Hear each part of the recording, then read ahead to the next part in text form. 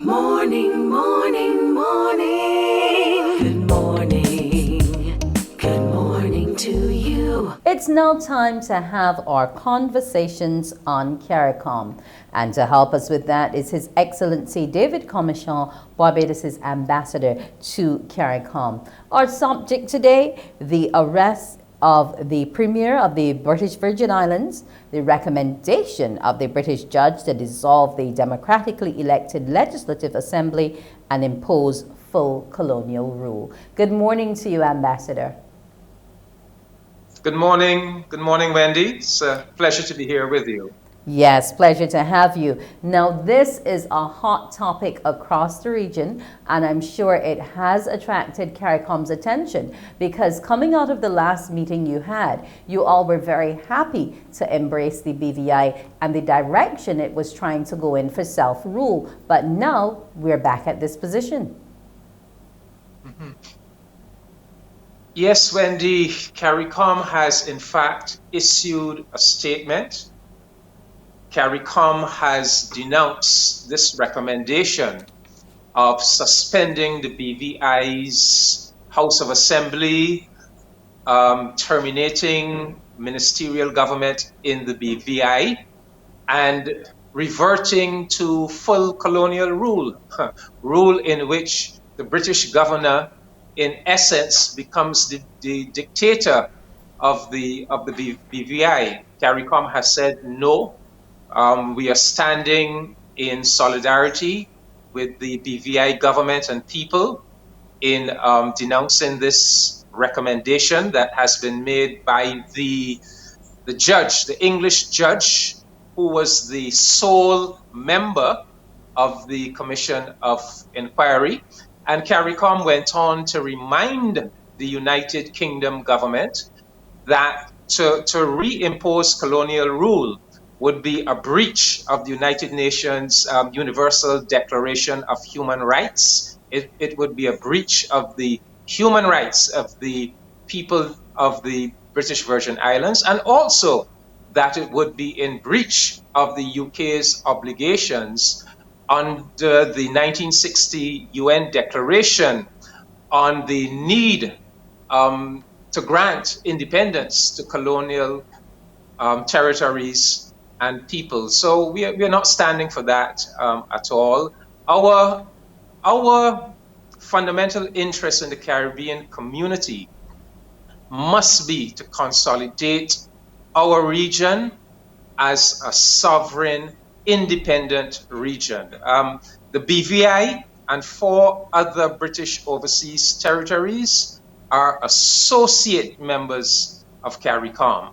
So we have an institutional responsibility for them, and our responsibility, our mission really should be to mentor these 5 still remaining colonies who are our associate members, to mentor them towards full independence. Could there be a situation where, because of the position given by the British government, that they renounce the membership of the country in CARICOM? Well, that would be very, very regrettable. You know, the British government or Britain currently has an image problem within the Caribbean.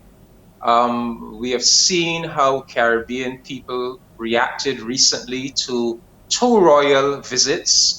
And we saw the criticism that these representatives of Britain were still evoking the colonial ethos, and that it was rubbing the Caribbean people the wrong way. In fact, you even heard that criticism in Britain itself, that these representatives of Britain were out of step with current realities. And I would say that this British judge, Sir Gary Hickenbottom, he too is out of step with current realities to make such a recommendation.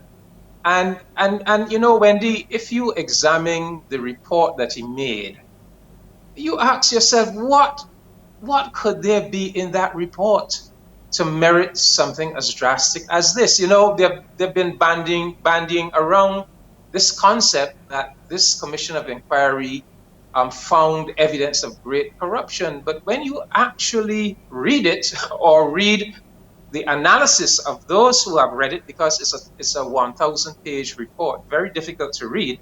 But when I read the analysis of journalists who have gone through it, I mean, it is saying that corruption has likely occurred in recent years across many areas of government, likely, and that additional audits are required. And the report apparently identified millions of dollars in questionable spending and misuse public funds. And when you look at exactly the instances of this questionable spending, so they've not actually found corruption.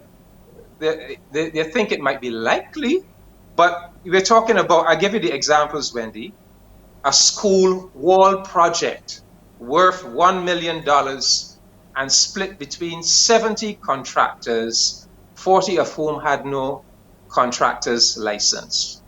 A project more than $1 million spent from 2007 to 2011. So they went back to 2007 on a harbor development project before it was abandoned. A series of contracts worth $1 million awarded to a special advisor to the premier, which were not performed. And the biggest one is a project to establish a BVI airline made by the previous governmental administration, which totaled $7.2 million before the venture collapsed. So those things, to my mind, could never merit the drastic recommendation made. And then the other things that he referred to is that the present administration implemented the practice of asking the members of statutory corporations to tender their resignation when the governmental administration changed. Well, we do that in Barbados. When a government changes in Barbados, members of statutory boards tender their resignation. So I don't see how that could be an instance of corruption. And then finally, apparently the present administration has made it more difficult for persons to qualify for what they call belonger status in the BVI, which is basically like citizenship. But because the BVI is not a sovereign nation, it's still a colony of Britain, they refer to it as belonger status. So there's been this little contention going on where, especially since Britain broke from the European Union, Britain has been trying to reassert its kind of colonial connections. And there's been this little tussle between British persons who believe that they should have the right to simply move to the British Virgin Islands and to get status, and the local administration that has been resisting this because they fear they are very small territories. They fear that they could be overrun by British people coming into their territory. So apparently this administration has made it more difficult for persons to qualify for belonger status. And that is cited in the Commission of Inquiry report as some kind of serious breach by the administration. So Wendy, we have a saying that there seems to be more in the mortar than the pestle. And I think it applies in this case. Morning, morning, morning.